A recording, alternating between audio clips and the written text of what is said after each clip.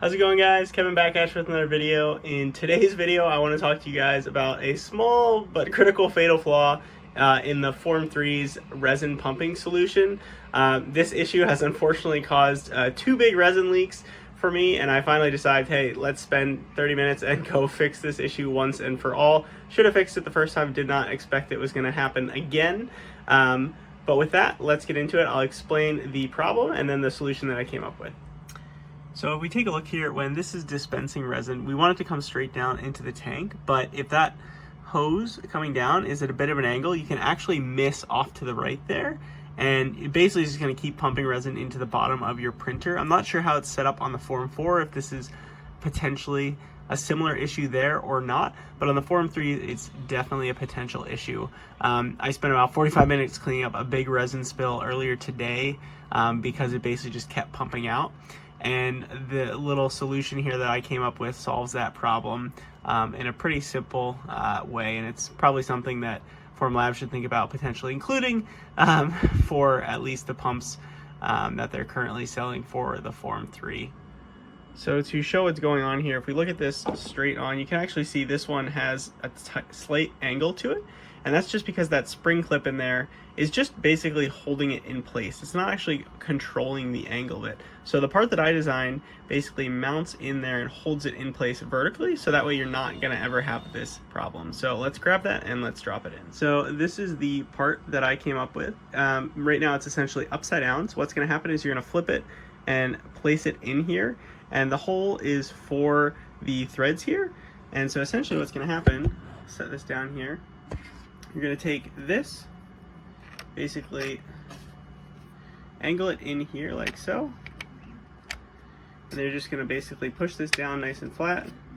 It helps if you have a tool or something. So I'll just grab one of these guys. Just basically push that flat. A little hard to do while keeping it in the frame of the camera here, but there we go. So should go completely flat. It's a little hard to tell, but it's actually slightly still elevated, so I'm just going to push that forward, push it straight down, and then once it gets all the way down, you should be able to tell.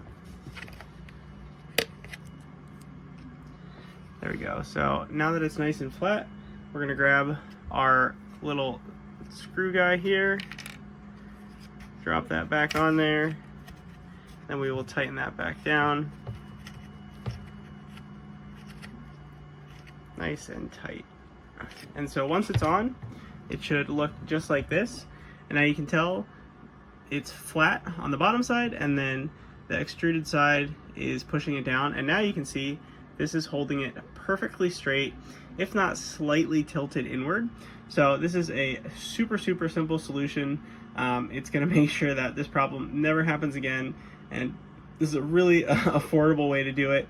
It's not gonna really cost you much.